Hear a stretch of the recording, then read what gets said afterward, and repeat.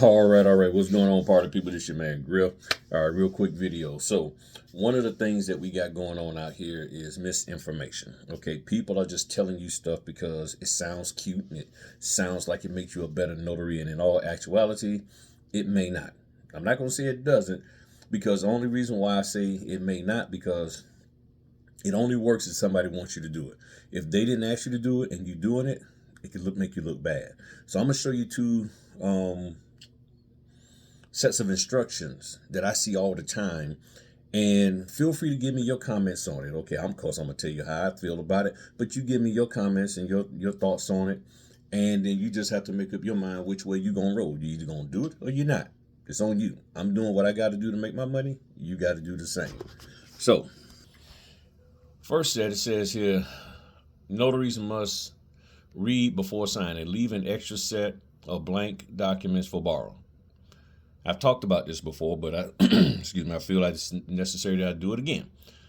Notary must collect copies of 2 forms of ID for each borrower and return with the package. Now, I can't remember which company this came from because this was a couple of weeks ago, and but nonetheless, whoever you get this from, it more likely was either Signature Closers or something on Snapchat. It might have been Signature Closers. That's who it was, Signature Closers. That's it. So then it says the borrower does not have copies. Take a picture of the 2 forms of ID and upload them to snapdot/signature closers immediately after signing. Make sure you review the documents before for any missed signatures or initials before leaving the signing. Notaries have a problem with this, leaving an extra copy of the documents. The instructions say so, so you do so. Notaries have a problem with collecting IDs. It asks you to, so you do so. Now, I know there's people out there who say, well, I don't ever collect IDs. I make them upload. You should not be having them uploading it to the portal or any of that. They're asking us because we're supposed to be a trusted agent. So they're asking us, not asking us to tell them and to make them do it. So you need to be careful. Now, if you're doing it, you do what you want to do, but you need to follow instructions. And if you're getting blacklisted, it might be because you're not following daggone instruction. Okay? Follow the instructions. It's asking you what to do. It's telling you what to do. Telling you ideally what they want. If they got copies of it, cool. If they don't, do this. And then you can delete it off your phone. All right? And if you're worrying about your phone getting hacked, it already probably been hacked. And you're probably doing something you shouldn't be doing anyway. So the next set. This is the biggest one. Notaries and attorneys must read the below and follow and do it. Not just read it, but do it. Do not date the note. Now, if you get the promissory note and it has a date field on it, then you need to contact them and ask them, hey, it has a date field. What do you want me to do? But if there is no indicator for a date on the note, then you don't have them dated. That's why I have the stickers. I use these stickers like this, and I put do not date. I put do not date so the person will know not to date.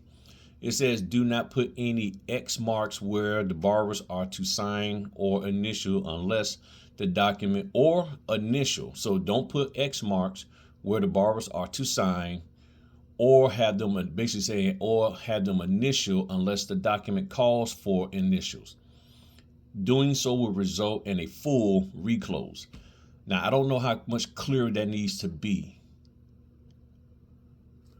but people are telling you put X marks and telling you I put little marks where they need to sign.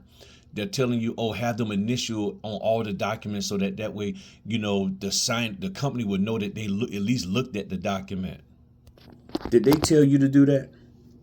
Let me get in close. Did they tell you to do that? Did the people who are paying you ask you to do that? I don't care what your notary trainer, mentor, or coach says.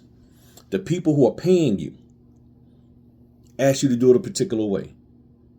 Well, where I come from, I used to work in law enforcement. I used to be a nurse. I used to work with the government. I used to be in the military. So we always put this and we always did that. But they're not asking for that here.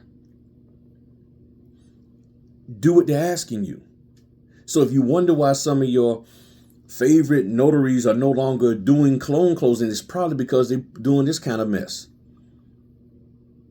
So they're like, well, I'm going to just be a teacher and I'm going to just educate. if they would be honest, they probably was doing this stuff and started getting blacklisted. Now, do they tell you why they blacklisted you? No, they don't tell you, and they don't have to, because they gave you the instructions and they said, don't do this, but you did it anyway. So you know what? You're hard-headed. I ain't messing with you no more.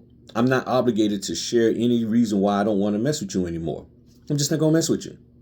Now, you new notaries coming in, you can sit up here and take all this little fancy training and listen to all these little cutesy things that they're telling you to do and get your hind parts in trouble, or follow the instructions, notarize properly, and everything will be fine.